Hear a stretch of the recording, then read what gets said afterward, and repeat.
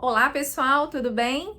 Meu nome é Ludmila, eu sou bióloga e professora de ciências. Vou explicar um pouquinho para vocês hoje sobre as estruturas internas da célula. Vamos começar? Trouxe para vocês esses 3 órgãos que vocês vão perceber que, como são órgãos diferentes, possuem funções diferentes no nosso organismo, também são formados por células diferentes. Nós vamos conhecer então as estruturas internas que auxiliam no funcionamento dessas células. Vamos começar? Relembrando então que a célula é a menor parte viva do nosso corpo e que todo organismo, todo ser vivo é formado por células. As células possuem estruturas básicas, ou seja, estruturas que estão presentes em todos os tipos de célula, tanto nas células procariontes quanto nas células eucariontes. As estruturas básicas de uma célula que são a membrana plasmática, que é uma membrana que envolve a célula, ela envolve todo o conteúdo da célula, protegendo a célula e também é responsável pela entrada e saída de substâncias, chamada assim de permeabilidade seletiva, ou seja, a membrana controla as substâncias que vão do meio extracelular para o meio intracelular e do meio intracelular para o meio extracelular.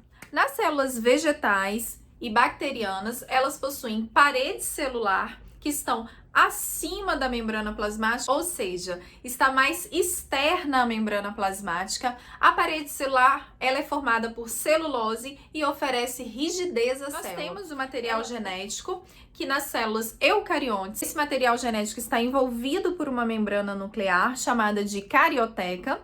Então, nas células eucariontes, o material genético não está disperso no citoplasma, ele está dentro de uma membrana, chamada de carioteca. Já nas células procariontes, o material genético se encontra disperso no citoplasma, pois ela não possui essa membrana. Nas células eucariontes, o núcleo carrega o DNA, que é o ácido desoxirribonucleico, que contém as informações genéticas da célula, mas ele carrega também o RNA, que ele está mais no interior do núcleo da célula, e ele possui a função de produzir proteínas e está localizado numa região chamada de nucleolo. O citoplasma, ele é toda a parte interna da célula, ele é formado por um líquido gelatinoso chamado de citosol. Então, também existem organelas não membranosas, que são chamadas de ribossomos e também estão presentes em todas as células, que são responsáveis pela produção de proteínas. As células que formam então os animais, os vegetais, protozoários e fungos são as células eucariontes, e nós vamos conhecer algumas organelas membranosas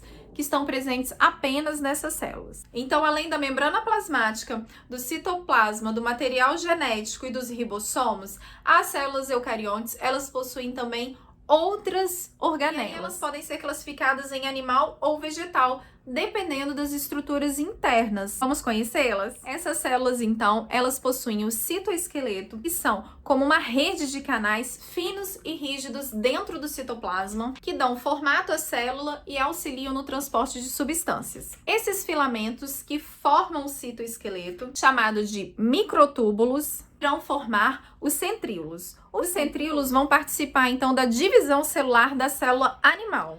O retículo endoplasmático liso produz, então, lipídios, já o retículo endoplasmático rugoso, que possui ribossomos na sua estrutura, ele é responsável, então, pela produção de proteínas. Já o complexo golgiense é uma organela que recebe todas as substâncias que a célula absorve, digere e produz, e ele é responsável, então, pela secreção celular. As mitocôndrias são outras organelas que são responsáveis pela respiração celular, que é o processo pelo qual a célula utiliza a glicose para a produção de energia. Lembrando que essas organelas possuem DNA e ribossomos próprios. Os lisossomos, que são organelas responsáveis pela digestão dentro da célula e responsáveis pela reciclagem de alguns componentes quando a célula necessita. Os peroxissomos, que realizam algumas reações químicas e são responsáveis pela desintoxicação celular. Os plastos são organelas exclusivas das células vegetais. Também podem ser chamados de cloroplastos. Essas organelas armazenam a clorofila, que é um pigmento responsável por captar a energia solar na fotossíntese, que é o processo de produção de glicose das células vegetais. Outra organela, então, típica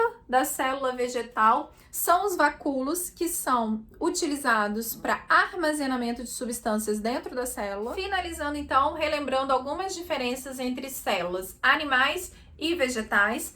nós vimos que as células vegetais possuem, então, parede celular, que os animais não possuem os plastos, ou cloroplasto, responsável pela fotossíntese, e possuem também o vacúolo. Espero que eu tenha ajudado um pouquinho a vocês com a explicação desse conteúdo. Se você gostou dessa explicação, então, curte o meu vídeo e se inscreve no meu canal. Beijo e até a próxima aula!